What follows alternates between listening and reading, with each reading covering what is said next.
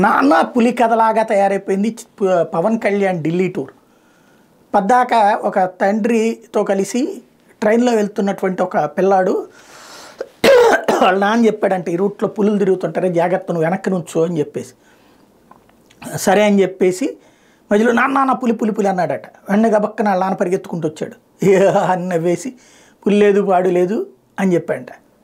సరే అని చెప్పేసి నాన్న వెళ్ళిపోయాడు. అట్లా 3-4 సార్లు పిల్లాడు అరిచాడు. దెబ్బకి వాళ్ళ నాన్నకి ఇది కామెడీ చేస్తున్నాడని అర్థమైంది.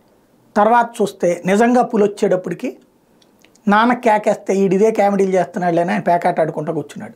ఫైనల్గా పులి బిడ్డను తినేసింది. ఈ నాన్న పులి కథ ఎందుకు చెప్పాల్సి వచ్చిందంటే, పవన్ కళ్యాణ్ గారు ఢిల్లీ టూర్ ఇప్పటికే 5 సార్లు 6 సార్లు విమానం ఎక్కించినట్టున్నారు. ఆల్ ఛానల్స్ ఫస్ట్ తెలుగుదేశం అనుకూల ఛానల్స్ వేస్తాయి, ఇవాళ సాయంత్రం వెళ్తున్నాడు రేపు వెళ్తున్నాడు అని. టీడీపీ అనుకూల ఛానల్స్ వేస్తున్నాయంటే వాళ్ళ మిత్రుడే కాబట్టి పవన్ కళ్యాణ్ మనం కూడా వేయడం బెటర్ అని చెప్పేసి న్యూట్రల్ ఛానల్స్ వేస్తాయి. ఫైనల్గా పవన్ కళ్యాణ్ అదిగో వెళ్ళిపోయాడు ఇదిగో వెళ్ళిపోయాడు. వాస్తవంగా చంద్రబాబు అమిత్ షాని కలిసి వచ్చాక ఈ రోజు వరకు పవన్ కళ్యాణ్ని భారతీయ జనతా పార్టీ అధిష్టానం పిలవలేదు.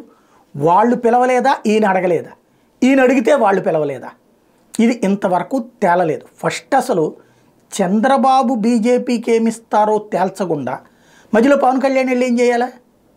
పవన్ కళ్యాణ్ చేయాల్సిందేంటి? పవన్ కళ్యాణ్ తనకు తాను చూసుకున్నారు. మరి బీజేపీకి ఏం కావాలో, వాళ్ళకి ఏం సీట్లు కావాలో ఇదివరకటికి మళ్ళీ మేము ఇచ్చాము ఇన్ని తీసుకోండి పోండి అనే అంటే చొంగలు గార్చుకునేటువంటి పరిస్థితుల్లో బీజేపీ లేదు. వాళ్ళు కోరేయన్నీ పర్ఫెక్ట్గా అయితేనే నడుస్తుంది. అది తేల్చాల్సింది చంద్రబాబు, పవన్ కళ్యాణ్ కాదు. మరి పవన్ కళ్యాణ్ ముందే వెళ్ళి ఏం చేయాలి? బీజేపీని కన్విన్స్ చేయాలి. అయ్యా మీరు పవర్ షేరింగ్ అడగబాకండి, 2 చేతులు ఎత్తి దండం పెట్టి అడుగుతున్నాను, జగన్ గద్దె దించి చంద్రబాబుని అధికారంలోకి తీసుకురావడమే నాకు కావాల్సింది. తద్వారా రాష్ట్రం బాగుపడిపోతుంది.